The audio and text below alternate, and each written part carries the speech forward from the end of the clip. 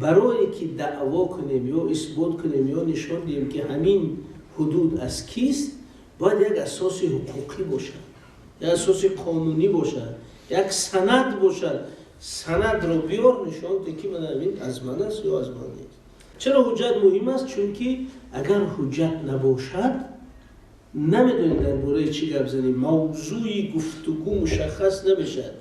حجت موضوع صحبت رو، موضوع مذاکرات رو مشخص میکنه. در کجا یک حجتی است که گفته توانیم که همین قدرش از تاجیکستان است، همینش از قرقیزستان. بنابراین یک مفهوم است که حجتی معین کننده مرز دولتی یا سرحد دولتی. همین چه خیلی حجت است.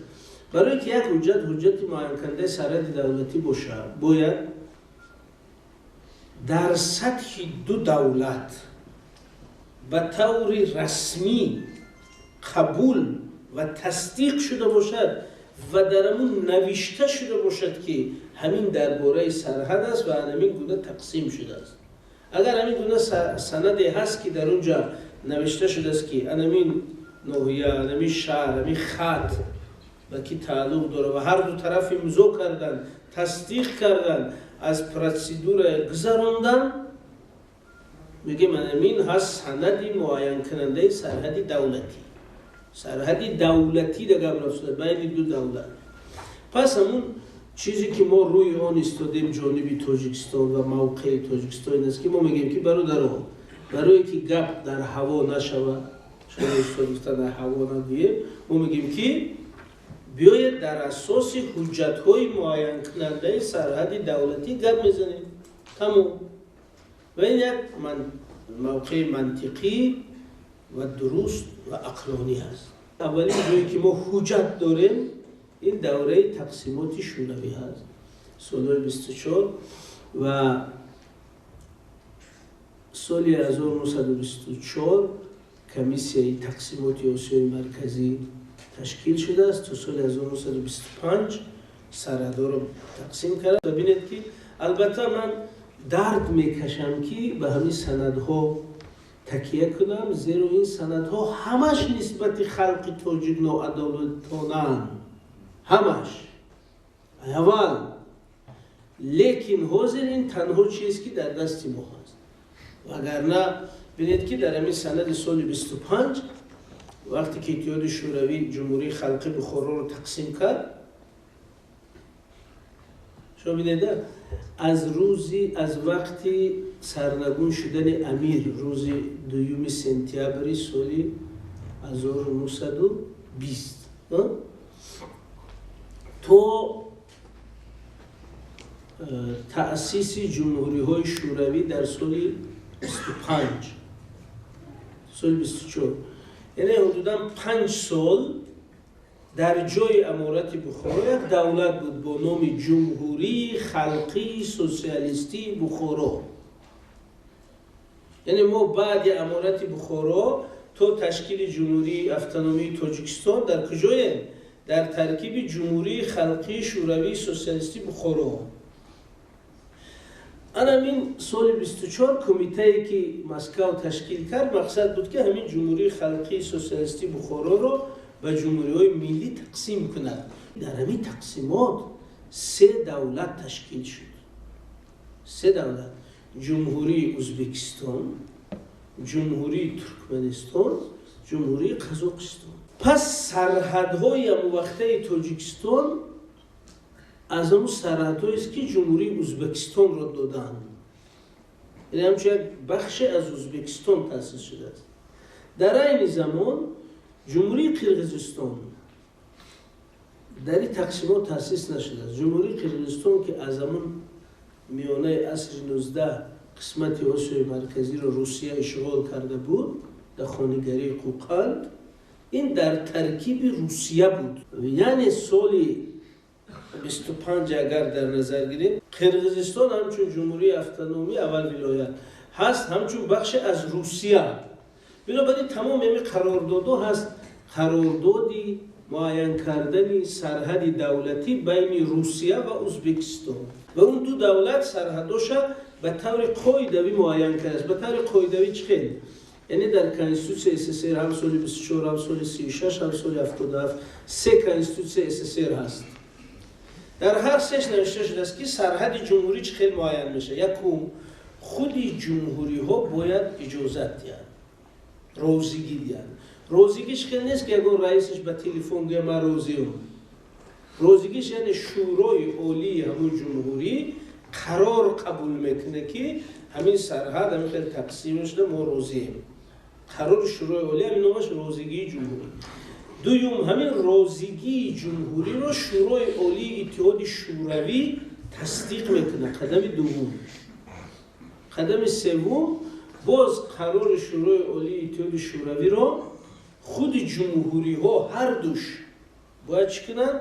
تصدیق کنن که بله قراری که اتحاد شوروی درباره تقسیم مرز فرضاً ازبکستان و روسیه قبول کرد، هم شورای عالی روسیه هم شورای عالی ازبکستان باید در علاهیدگی باز تصدیق کنند. یعنی سه چیز، یعنی اول خود جمهوری رو روزگی میتن در شکل قراری دولتی. دوم اون قرار رو باید اتحاد شوروی شورای عالی اتحاد شوروی وقت قرار هم خیلی بود که در بین مجلس ها پریزیدومی سویت عالی SSR بود همون قبول میکرد قرار. یعنی ارگانیکی بین دو انجمن راهبری میکرد. ارگانی قانونگذار. خیلی پارلمانتی دومی عمل کننده نبود. برای این پارلمان هر سال یک بار دو بار جمع میشد. در بین جلسه های پارلمان پریزیدومی سویت عالی SSR یا میگیم ریاستی شورای عالی اتحاد شوروی راهبری میکرد و هم باید تصدیق میکرد. و قراری رو باید هر دو جمهوری روزگی میداد که بله بعد تصدیقش با روزگیش هم با قرار پارلمان روزگی میداد.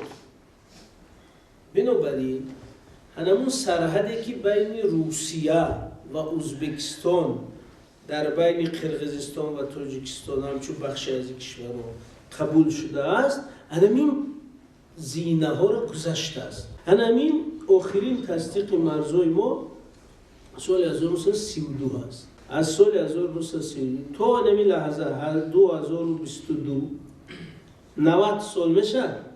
در همین 90 سال یگان حجت درباره تغییر دادن مرزهای دولتی قرقیزستان و تاجیکستان حتی 1 سانتیمتر وجود ندارد. یعنی آخرین حجتی که دو طرف با روزگی در سطح دولتی قبول کردن، با شوروی تصدیق کردن، با گشته خودشون قبول کردن و معین کردن نقطه نهایی گذاشتن که همین سرحدی تقسیم بین تاجیکستان و قرقیزستان است. همین سال 1932 شده است. حجت‌های 32 تا 32 برای چی مهمند؟ چون یگانه حجت است و دوم حجت‌هایی است که دقیقاً تمام سرحدها معین شده است. اگر وقتی قرقیزستان سال 1936 از ترکیب روسیه بیرون آمد و قرقیزستان چه تأسیس شده است؟ قرقیزستان دوباره تشکیل نشده است. من اینجا برای چی من قرار رو میارم؟ چون که بسیار مهم است. قرقیزستان خیلی تأسیس شد. همین جمهوری اتونومی قرقیزستان که در ترکیب روسیه بود به مقام جمهوری اتحادی گذرانده شد. یعنی استاتوسش جمهوری اتحادی شد. در نتیجه بدون یگان گونه تغییر در مرزش. از همین رو ما میگیم که همون مرزی که سال 32 تصدیق شد بعد یون مثلا در وقت تأسیس قرقیزستان نگفته است که با مرزاش دیگه میشه، گفته است که همین قرقیزستان که در داخل روسیه هست به جمهوری شوروی تبدیل شود تمام در همون مرزهایی که دارند. بنابراین بعد تشکیل هم تاجیکستان هم بعد تشکیل قرقیزستان سال 36 همون مرزهای 32 24 27 32 تغییر نیافته است. یعنی اگر ما در حقیقت همین حجت‌های سال 32 اساس قرار دهیم، پس همین 211,000 گکتری که وزیر من گفتم همشون حدود قانونی جمهوری تاجیکستان است. انا اساس این که برای همین این حدود تاجیکستان است. اکنون چه به قرقیزستان افتاد؟ اینش تقریبا قصه مورد کتابیه میشه که در دوره شوروی در یک دولت زندگی میکردن. گویا که از من بین دو ولایت تاجیکستان بود. بنابراین مثلا همین اینجا همش از 7-8 کاتگوری حجت است. بعضیش مثلا یک آدم خانه‌ش به یک آدم فروخته است. این دهه خوجه اعلی، خانه قرقیز، خانه تاجیک، خانه قرقیز. مثلا یک تاجیک میکوشد از اسفرت خانی بودو خانه‌ش قرقیز فروخته است. همه حولی و خانه شد قرقیز. فقطی خرید و فروش. دوم رئیسای کلخوز. مثلا خیلی 500 گوسفند کلخوز مورد گذارون شما همی 1000 هکتار چراگاه شما استفاده کنید. 10 سال، 5 سال، 20 سال، 30 سال، 60 سال استفاده کنید. میگه این زمینای ما بود اینا 60 سال شد. یا که رئیسای جماعت میگه بیا شما اون طرفی جماعت 1 هکتار مدتی ما اینجا خانه سازیم شما اینجا آب میتیم شما ده. یا که رئیسای ناحیه یا حتی یک فکت است من حجت سالی 58 رئیس ولایتی وقت لینی نبوده بزن خدا. یا اینکه حالتی هست که مؤسسه ها مثلا وزارت کشاورزی و وزارت کشاورزی قرقیزستان میگه که این زمستان شما گوسفنداتون اینجا میارین، تابستان ما گوسفندامون اونجا میبریم. همین خیلی یک سازشنامه کردن، نامش سازشنامه استفاده موقتی زمین ها.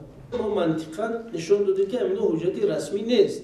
خیلی دو رئیس کلخوز موافقه کرده است. مثلا یکیش معاون اول شهر اسفره با معاون اول ناحیه بدکن. همین بدکن ناحیه بود پیش از ولایت شدن. ناحیه در ولایت اوش.